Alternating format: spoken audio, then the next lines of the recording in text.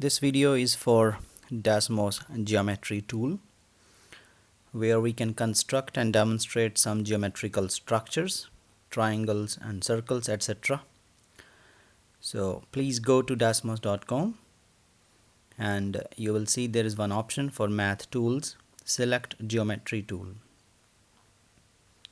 So once you have selected a geometry tool, this page is totally dedicated only for geometrical constructions.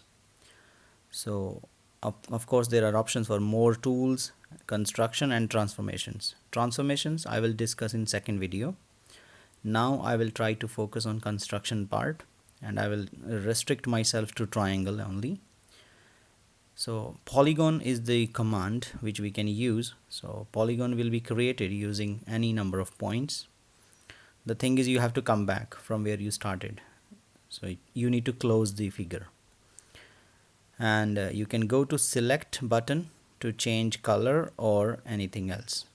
So you see, whenever you select anything, the option will appear automatically. Label option, hide, delete, lock. So these options will automatically appear. Look, I click on a point. So see, the object selected, label and colors available. You can change the color, hide, delete or lock. So all the options are available. For labeling, you can also modify, no problem. You can modify to C, D, E, F, etc. Once you are done, you can drag these points are free to drag actually if you don't lock them. To lock, you need to click and lock. So there is a triangle and you can construct different things. Let's say angle. So click on angle, and to get one angle you need 3 points. So for angle B, I'll click on C, then B, and then A. So I'll get the measurement of angle CBA. And for angle C, I'll click A, C, and then B, because C should be in the middle. So select an angle, okay, and choose 3 points. Let's say CAB. It's very easy.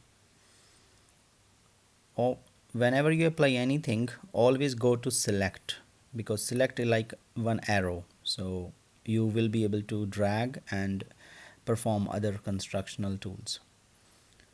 So you can apply more tools, midpoint, parallel lines. Let's say midpoint. Midpoint is a tool when you go to any segment, the midpoint will appear automatically. You just need to go to that particular segment. Look, if I'm on the segment, the midpoint is there. Now you can make use of these midpoints. Let's create a polygon again using those midpoints. So yeah, so that you can understand again how to create a polygon. So where you started, you have to come back. And of course the instructional box will appear on the left. So you may drag after going to select button. So please select the button, select the top, and then you can drag it or drag the points or drag the whole shape. Circle also you can create. And let's do something else. I'm trying to do perpendicular lines.